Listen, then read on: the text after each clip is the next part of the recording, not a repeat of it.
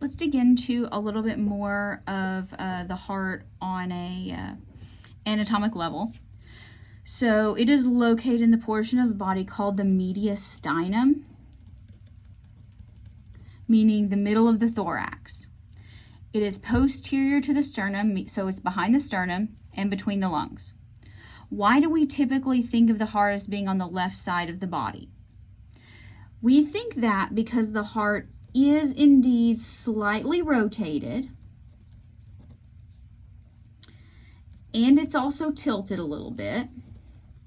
So the very strong left ventricle, which is the largest chamber of the heart, the most muscled, is indeed on the left side of the body. Now, the heart, when we're talking about the base and the apex, this is backwards from what you'll think it is. The base is actually the broad upper end of the heart. Think where the atria are. The apex is actually on the bottom of the heart. It would be the pointy bottom, and that's actually formed almost exclusively by the left ventricle. So you have some protective layers around the heart called the pericardium, literally in med term meaning around the heart. It's two back-to-back serous membranes that protect. So they double back on each other, so that means there's a little bit of space that can be between them, and that can have some fluid. So let's talk about these layers, and then we're going to look at the picture. Okay, so the first one is called the parietal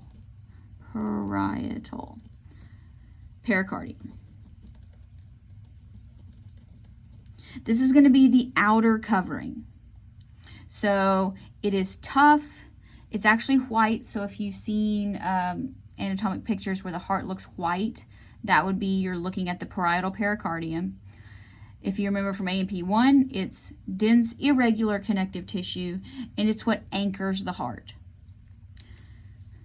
Then you also have the other layer that would be the serous pericardium, which is going to be the inner layer that's just going to be some epithelial tissue. Underneath that, you have the visceral pericardium, also known as the epicardium. This is going to be the serous layer of the parietal pericardium, so that's going to be the top of it. It's going to fold under itself again and double back at the heart base. This forms part of the heart wall. So yes, it's a layer, but it's the one that's right on top of the heart and forms part of that heart wall.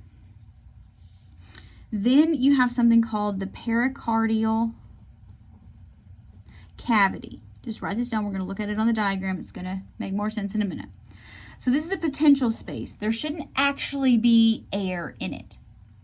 So space where the visceral and the parietal layers that's between them has a little bit of fluid that kind of helps them go past each other. So there's a condition called pericarditis, and this would be inflammation of the pericardium. If you've ever seen like old episodes of medical shows like Grey's Anatomy or whatever, where they like jab the big needle into the heart and like draw back on the syringe and it pulls all this blood, yeah, they're draining that. They're draining a pericardial effusion, because if you get inflammation or you get fluid, too much fluid in here, it presses on the heart where the heart actually can't expand and contract. So here's what this looks like. All right, here's the heart. And the heart, let's see, first it's located in the mediastinum. Here's the sternum. Here's between the lungs, so it's behind the sternum. There's just at the middle of the thorax there. All right. This would be the base of the heart. Down here's the apex. Now, the pericardial region here. You have the fibrous pericardium. Then you have the parietal layer of the serous pericardium. So fibrous and serous. Fibrous and serous. That's making, then you have this cavity. It's going to fold back on itself. There it is, folding back on itself. And that forms the visceral layer for the visceral pericardium. So this is your epicardium. See how this is directly on the heart wall. So this is the outer heart wall. So you've got this big protective portion, parietal layer, visceral layer. Visceral meaning like internal organs. So the visceral layer is going to be what's directly or closest to the organ. The parietal layer is going to be what's closest to, anchoring outside.